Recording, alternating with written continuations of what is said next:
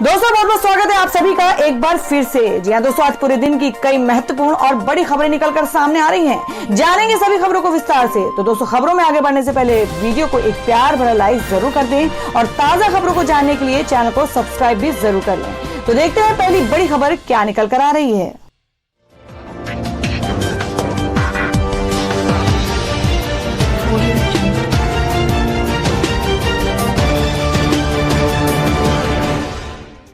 दोस्तों, आज की पहली बड़ी खबर बता दें कि मुख्यमंत्री नीतीश कुमार पर चुनावी सभा में प्याज फेंकने की घटना की तेजस्वी यादव ने की है निंदा। कहा, लोकतंत्र में प्रतिरोध की अभिव्यक्ति सिर्फ मतदान में।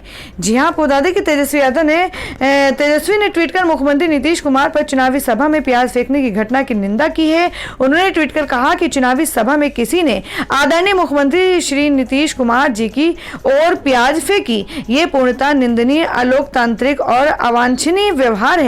लोकतंत्र में प्रतिरोध की अभिव्यक्ति सिर्फ मतदान में होनी चाहिए और इसके अलावा कोई भी तरीका स्वीकार्य नहीं हो सकता। मधुबनी के हरलाखी में मंगलवार को सीएम नीतीश कुमार की चुनावी सभा में लोगों ने आलू प्याज फेंका था। हालांकि इनमें से कोई भी आलू प्याज सीएम तक नहीं पहुंचा। इस दौरान भी नीतीश कुमार रैली को संबोधित करते रहे और उन्होंने कहा, जितना फेंकना है फेंकते रहो। और दोस्तों, अगली खबर में आपको बता दें जिसमें पूर्व सीएम मांझी ने कहा कि नौकरी करना नीच काम है, ये काम किसी को नहीं करना चाहिए। जी हम बात करें कि बिहार विधानसभा चुनाव में जीत हासिल करने के लिए राजनीतिक दलों को कोई भी कसर नहीं छोड़ रहे हैं और ना ही विरोधियों पर पलटवार करने का मौका छोड़ रहे हैं। इसी कड़ी में पूर्व सीएम और हिंदुस्तानी आवाम मोर्चा के अध्यक्ष जीतन राम मांझी ने मंगलवार को दरभंगा के बहादुरपुर विधानसभा क्षेत्र में जनसभा को संबोधित करते हुए नौकरी को लेकर अजीबोगरीब बयान दिया है।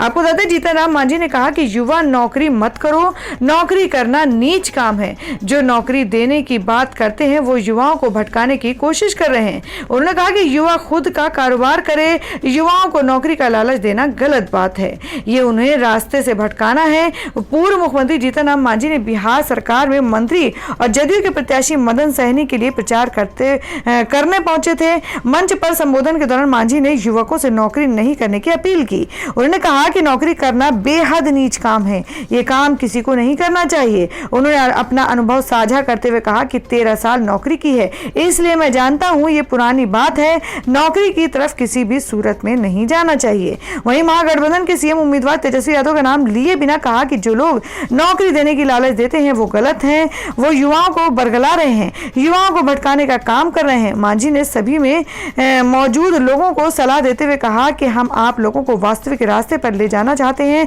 आप लोगों को नौकरी के बदले अपना छोटा छोटा काम करना चाहिए, छोटा मोटा उद्योग लगाना चाहिए, नौकरी तो किसी हाल में नहीं करना चाहिए। और दूसरी अगली खबर बता दें जो कि बिहार चुनाव को लेकर है कि राहुल गांधी के इशारों में चिराग पर हमला, बोले भ्रम फैला रही एनडीए की बी टीम। जी हां, आपको बता दें कि कांग्रेस नेता राहुल गांधी ने केंद्र और बिहार सरकार पर कोरोना वायरस, बेरोजगारी, किसानों एवं छोटे व्यापारियों की समस्याओं से निपटने में विफल रहने का आरोप लगाया है। उन्होंने मंगलवार को कहा कि इन्होंने मिलकर बिहार को लूटा है, वादे पूरे नहीं किए और अब राज्य की जनता इनको जवाब देगी। राहुल गांधी ने कटिहार एवं किशनगंज में चुनावी रैलियों को संबोधित करते हुए कहा कि बिहार विधानसभा चुनाव में एक तरफ एनडीए है और दूसरी तरफ महागठबंधन, इनके बीच में राजग की बी टीम भी है। माना जा रहा है कि बी टीम से राहुल गांधी ने इशारों में चिराग पासवान पर भी हमला बोला है। जनसभा को संबोधित करते हुए राहुल गांधी ने कहा कि बी टीम घूम कर भ्रम फैलाने का काम कर रही है। कांग्रेस के पूर्व अध्यक्ष ने कहा कि भाजपा और आरएसएस नफरत फैलाते हैं और हम इन दोनों से लड़ते हैं। भाजपा की बी टीम भी नफरत फैलाती है। गौरतलब है कि बिहार चुनाव में चिराग पासवान की लोक जनशक्ति पार्टी इस बार राजग से अलग होकर चुनाव लड़ रही है। समझा जाता है कि राहुल गांधी का इशारा लोजपा की ओर था। राजग पर निशाना साधते हुए राहुल गांधी ने कहा कि नीतीश जी और मोदी जी ने मिलकर बिहार को लूटा है, बिहार के किसान, मजदूर, छोटे दुकानदारों को नष्ट किया है। अब बिहार के युवाओं और किसानों ने मन बना लिया है कि महागठबंधन को चुनाव जिताना है और बिहार को बदलने का काम शुरू करना है। राहुल गांधी ने कहा कि प्रधानमंत्री मोदी ने कोरोना से लड़ने के लिए ताली और थाली बजाने को कहा और 22 दिनों में कोरोना खत्म होने की बात कही, लेकिन कोरोना संक्रमण फैलता जा रहा है। और वहीं अगली खबर में आपको बता दें कि माफिया डॉन मुख्तार अंसारी के 2 सालों को हाईकोर्ट से राहत, गिरफ्तारी पर लगाई रोक। जी हां, आपको बता दें कि इलाहाबाद हाईकोर्ट ने जेल में बंद माफिया डॉन और मऊ से बहुजन समाजवादी पार्टी के विधायक मुख्तार अंसारी की पत्नी के भाइयों अनवर शहजाद और सरजील रजा की गिरफ्तारी पर मंगलवार तक के लिए रोक लगा दी है। इन दोनों के खिलाफ गाजीपुर के कोतवाली पुलिस थाने में गैंगस्टर कानून के तहत मामला दर्ज है। जस्टिस मनोज मिश्रा और जस्टिस के पचौरी की पीठ ने अनवर शहजाद और सरजील रजा द्वारा दायर याचिका पर यह आदेश दिया है। याचिकाकर्ताओं की दलील थी कि वर्ष 2019 में जमीन हड़पने के 2 मामले में फर्जी तरीके से उनका नाम शामिल किया गया, जिसके बाद 11 सितंबर 2020 को उनके खिलाफ गैंगस्टर कानून की धारा 2/3(1) के तहत गाजीपुर के कोतवाली पुलिस थाने में एफआईआर दर्ज की गई है। एफआईआर में आरोप है कि याचिकाकर्ताओं का एक गिरोह है जिसमें उनके अलावा आफसा अंसारी भी शामिल है और ये लोग जमीन हड़पने में शामिल हैं और बेनामी सौदे के जरिए चल एवं अचल संपत्ति हासिल करने में शामिल रहे हैं। और वहीं बता दें कि जमाखोरी रोकने के लिए सीएम योगी आदित्यनाथ एक्शन में आए नजर, प्याज की स्टॉक लिमिट तय करने के लिए दिए निर्देश। जी हां, आपको बता दें कि आसमान छू रहे सब्जियों के दाम ने लोगों के किचन का बजट बिगाड़ दिया है, जिसमें आम लोगों के लिए परेशानियां और बढ़ गई हैं। आलम यह है कि प्याज के साथ ही आलू और टमाटर भी अब रुलाने लगे हैं। प्याज बाजारों में 80 से 90 रुपए किलो बिक रही है, तो वहीं आलू 50 रुपए किलो, टमाटर के दाम भी 60 के पार पहुंच गए हैं। इसी बीच उत्तर प्रदेश की योगी आदित्यनाथ सरकार ने आसमान छूती कीमतों पर अंकुश लगाने के कार्रवाई शुरू कर दी है। आपको बता दें कि सीएम योगी आदित्यनाथ ने सब्जियों के बढ़ते दामों पर अंकुश लगाने के लिए व्यापारियों के पास स्टॉक लिमिट तय करने के लिए निर्देश दिए हैं। यानी अब यूपी में अब प्याज के थोक और खुदरा व्यापारी एक निश्चित सीमा तक ही प्याज रख सकेंगे। सीएम योगी के आधिकारिक हैंडल से ट्वीट कर बताया गया है कि थोक विक्रेता अधिकतम 25 मीट्रिक टन और खुदरा विक्रेता 2 मीट्रिक टन प्याज भंडारण कर सकते हैं। इससे आयातक को ही आयातित स्टॉक के संबंध में छूट मिलेगी जो थोक, खुदरा अथवा डीलर हैं। निर्देशों के अनुसार अगर कोई कारोबारी ऐसा नहीं करता है तो उसके खिलाफ कार्रवाई की जाएगी। बड़ी खबर बता दें कि बैंक ग्राहकों के लिए एक बड़ी खबर, लॉकडाउन के समय में जिन्होंने चुकाई थी ईएमआई, आज से कैशबैक आना हुआ शुरू। जी हम बात कर रहे हैं कि देश के सभी बैंकों ने लोन मॉरेटोरियम सुविधा का फायदा लेने वाले कर्जदारों से वसूला गया ब्याज पर ब्याज लौटाना शुरू कर दिया है। बैंकों और वित्तीय संस्थानों से 2 करोड़ रुपए तक का कर्ज लेने वाले व्यक्तिगत आधारकर्ता या छोटे कारोबारियों को आज से कैशबैक किया जाना शुरू हो गया है। बैंकों की ओर से उन्हें भी रिफंड किया जा रहा है जिन्होंने लोन मॉरेटोरियम सुविधा का लाभ नहीं लिया था। आपको बता दें, कोरोना संकट को देखते हुए रिजर्व बैंक ऑफ इंडिया ने पिछले हफ्ते देश के सभी बैंकों और वित्तीय संस्थानों से कहा था कि 2 करोड़ रुपए तक का लोन लेने वाले और कोरोना वायरस संकट के बीच भी समय पर किस्त चुकाने वाले को कैशबैक दिया जाएगा। बैंकों को 5 नवंबर 2020 से स्कीम लागू करने को कहा गया था। दरअसल कोरोना संकट के बीच आरबीआई ने मार्च 2020 में कर्जदारों को अस्थायी तौर पर लोन या क्रेडिट कार्ड बकाया की मासिक किस्त 3 महीने तक नहीं चुकाने की छूट दे दी थी। इसके बाद इस अवधि को 31 अगस्त 2020 तक के लिए बढ़ा दिया गया। और दोस्तों में अगली बड़ी खबर आपको बता दें जो कि दिल्ली से है कि जंतर मंतर पर पंजाब के सीएम का धरना, बोले केंद्र सरकार कर रहा है सौतेला व्यवहार। जी हां, बात करें कि पंजाब के मुख्यमंत्री अमरिंदर सिंह ने केंद्रीय कृषि कानूनों के खिलाफ बुधवार को दिल्ली में धरना दिया और केंद्र सरकार पर उनके राज्य के साथ सौतेले व्यवहार करने का आरोप लगाया। मुख्यमंत्री ने दावा किया कि नए कृषि कानूनों के खिलाफ पंजाब में किसानों के आंदोलन का राष्ट्रीय सुरक्षा के लिए गंभीर प्रभाव पड़ सकता है और चीन एवं पाकिस्तान इस सीमावर्ती राज्य में शांति भंग करने का प्रयास कर रहे हैं। उन्होंने कहा कि वे अपने राज्य के किसानों को बचाने का प्रयास कर रहे हैं क्योंकि केंद्र उनकी जीविका के खिलवाड़ कर रही है। पहले यह धरना राजघाट पर प्रस्तावित था, लेकिन वहां धारा 144 लगने के कारण इसे जंतर मंतर पर किया गया। धरने में पंजाब के मुख्यमंत्री ने कहा कि आपको एक व्यवस्था की जगह दूसरी व्यवस्था लाकर क्या मिला और ये दूसरी व्यवस्था पंजाब में नहीं चल सकती। किसानों से खरीद के लिए किसी को कोई रोक नहीं रहा है, लेकिन आप मौजूदा व्यवस्था को बाधित मत करिए। तो दोस्तों, खबर में आगे बढ़ने से पहले जान लेते हैं आज के माइंड को इसके सवाल को। आज का सवाल है आपको बताना है कि बीजेपी के राष्ट्रीय अध्यक्ष का पूरा नाम क्या है। इसका जवाब आपको वीडियो के नीचे कमेंट बॉक्स में देना है और सही जवाब देने वाले को रैंडम से लेके जाएगा और वो जीत सकते हैं बम्पर पुरस्कार। तो बढ़ते हैं अगली खबर की ओर।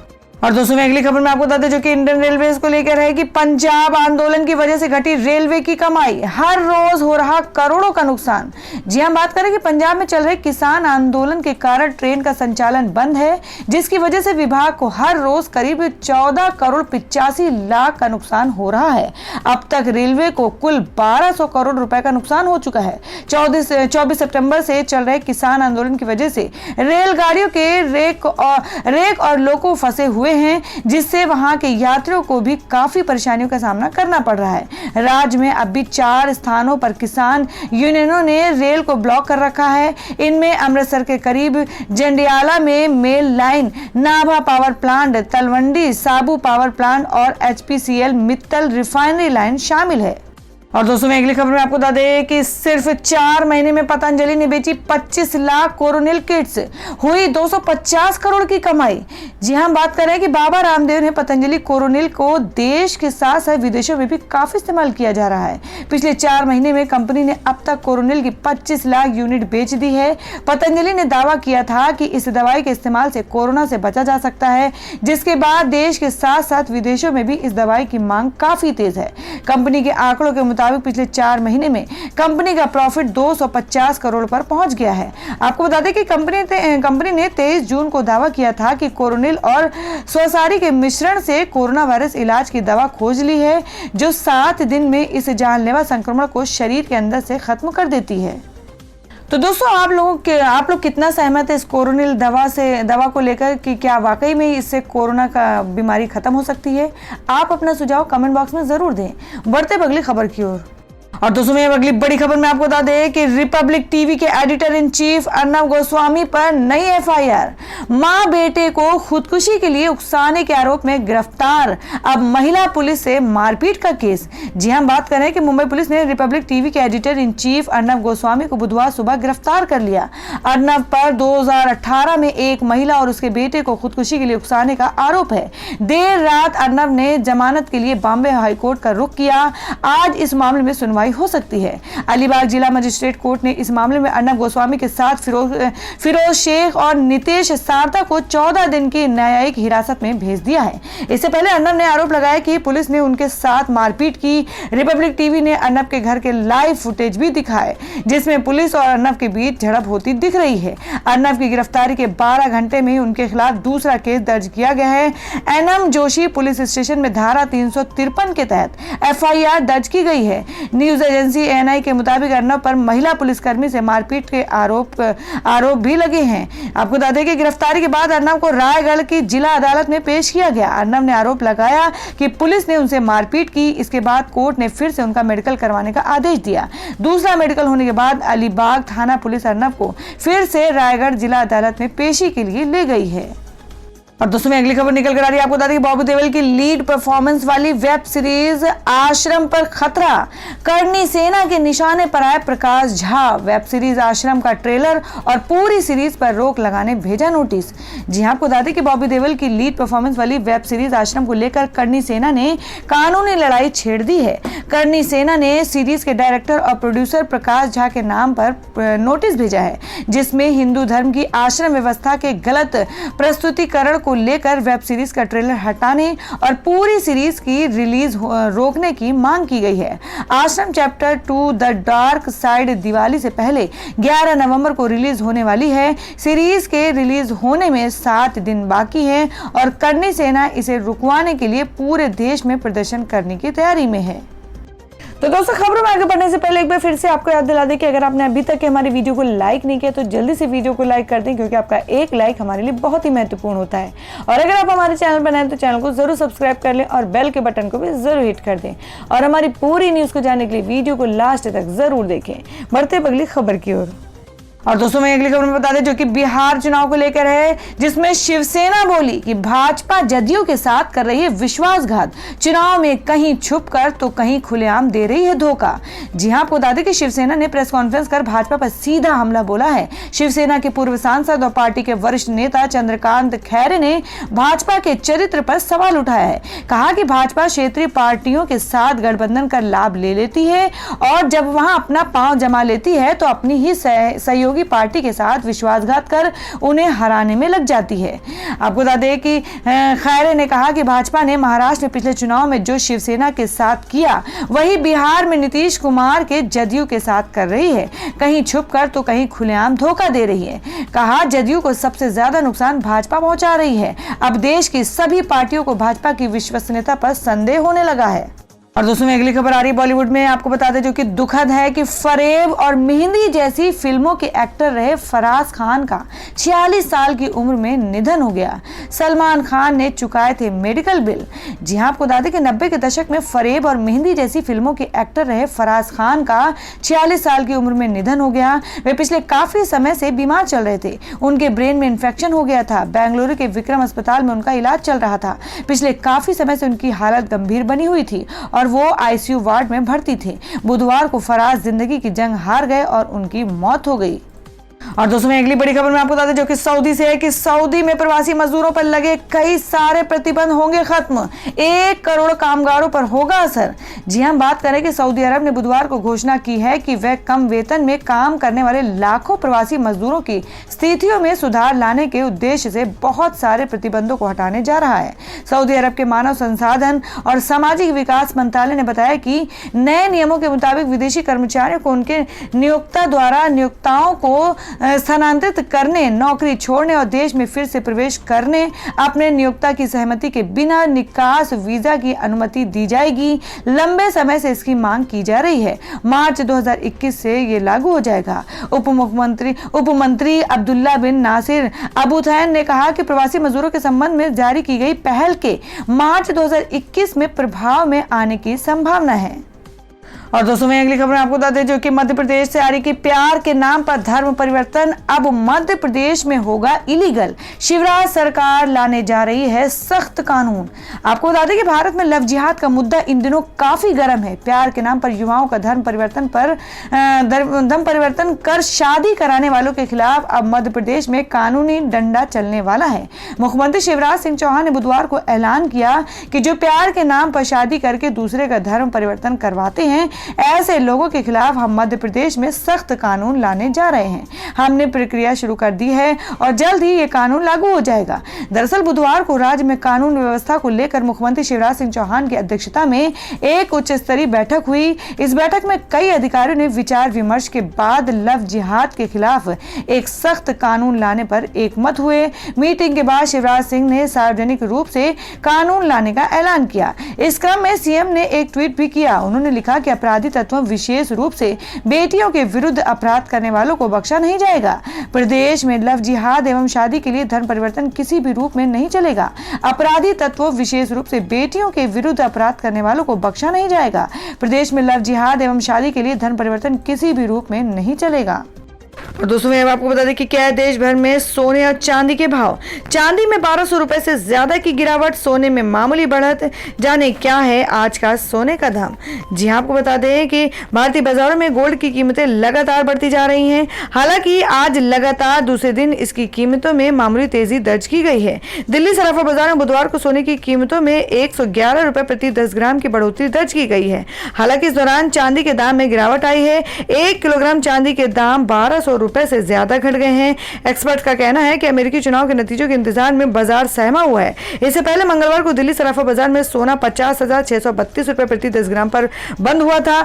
चांदी भी मंगलवार को 61,935 रुपए प्रति किलोग्राम पर थी। और दोस्तों मैं अगली खबर में बता दें क्या है आज देश भर में मौसम के ताजा हालात। जी आपको बता दें कि दिल्ली समेत कई राज्यों में शीतलहर की आशंका। दक्षिण के कुछ राज्यों में हो सकती है बारिश। जी हम बात करें कि मौसम विभाग आईएमडी ने देश के दक्षिणी और पूर्वोत्तर के राज्यों में एक और जहां बारिश के आसार जताए हैं, वहीं पश्चिम के कुछ राज्यों में शीतलहर की आशंका जाहिर की है। आईएमडी के अनुसार रायलसीमा, तमिलनाडु, पुडुचेरी, दक्षिण आंतरिक कर्नाटक, केरल, तटीय कर्नाटक, नागालैंड, मणिपुर, त्रिपुरा और मिजोरम के कुछ इलाकों में बारिश हो सकती है। वहीं पूर्वी और पश्चिमी राजस्थान, हरियाणा, चंडीगढ़, दिल्ली और पंजाब में शीतलहर की संभावना जताई गई है। आईएमडी के अनुसार बाकी देश में मौसम शुष्क और साफ बना रहेगा। तो दोस्तों ये थी अब तक की सभी बड़ी खबरों की अपडेट्स। टुडे ब्रेकिंग न्यूज और लेटेस्ट खबरों को देखने के लिए हमारे चैनल को सब्सक्राइब जरूर कर लें। वीडियो को लाइक और शेयर भी जरूर कर दें अपने दोस्तों और रिलेटिव्स के साथ। तो दोस्तों फिर मिलेंगे काम की खबरों और सरकारी योजनाओं की एक और नई वीडियो के साथ। तब तक के लिए धन्यवाद दोस्तों।